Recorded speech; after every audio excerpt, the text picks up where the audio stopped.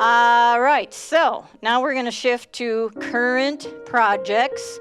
Breanne Byiers, Dr. Breanne Byiers from the University of Minnesota, is no stranger to us at all. Been here day one. So here she is, our expert. I'll turn it over.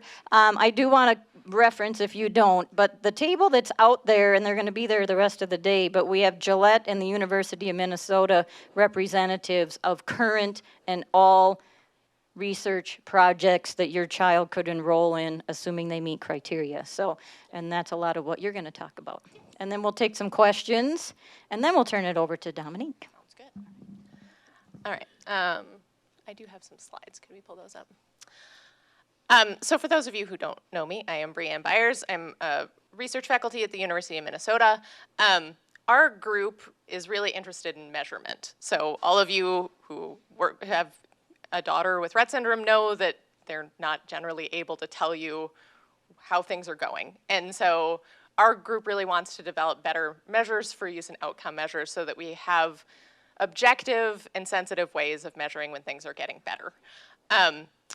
There's a lot of steps that go into doing that. And so if you've been around us for a while, you know that we keep asking you to do the same things over and over and over again. And you might think, well, why are you asking me to do this? I've already done it again. And that's because it's part of the process of really understanding these measures. You know that here we go. So if you think about your own life, if you enrolled in a study where they were testing your memory and they asked you to memorize these pairs of words, and you go in on day one and your kids were up all night, you'd had a really bad day, you didn't get your coffee on your way out the door, and then you do this test. And then the next time you go in, you had a great night's sleep, somebody else had taken the kids overnight, you had extra coffee. Your scores are going to be different on those 2 days, right? You're not going to perform as well on day one as day two, and people might conclude that you got better at this task, but that's not really how that works. And so we know in Rett syndrome that kind of day-to-day variability is a big issue. And so we really need to be able to see how a measure works on multiple days at multiple times over months to really get a sense of when we're not on a new drug or using a new intervention. How do these measures look? What's that sort of day-to-day variability or measurement error, as we call it? So that's why we're going to ask you to do the same things over and over again, whether you're getting a new drug or not. So I want to spend just a couple of minutes giving you an overview of 2 studies that we are currently recruiting for. Some of you have already participated in this one. So this is a study funded by the National Institutes of Health that is really looking at some potential clinical outcome measures specific to Rett syndrome that might be useful in future clinical trials. This study has been going on, I think, since 2018. So if you have participated in a study with us since then, it was probably this one. It's going to wrap up this summer. We'd really like to get a few more families through at least some of the components of this study before it wraps up. So if you haven't participated, please come and chat with us about it.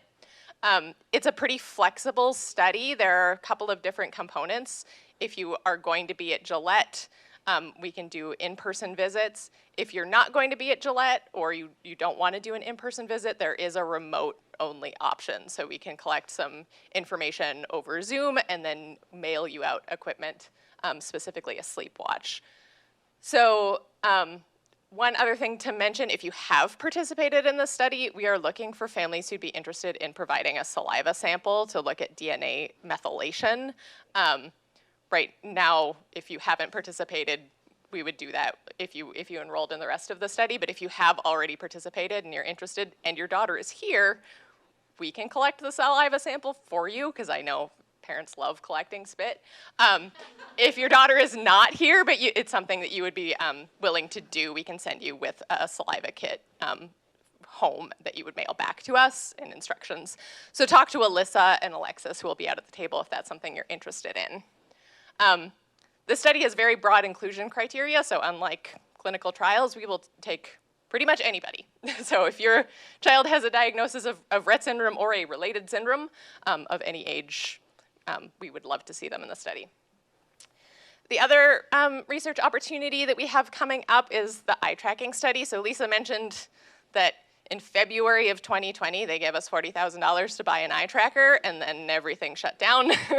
And so we are finally at a place where we're going to start recruiting for a longitudinal eye tracking study. So this eye tracker will be at the Gillette Phelan Clinic. So the goal is that if you come in for a Rett clinic visit, we could tack on 30 to 40 minutes to do eye tracking on a regular basis to see how that works.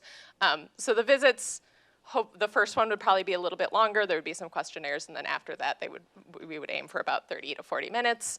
They're fairly simple eye tracking tasks, looking at things like language comprehension, memory, learning, those kinds of things. So I'm going to stop there if there are any questions for me now. Otherwise, as Lisa mentioned, we'll be around. So please come and chat with us.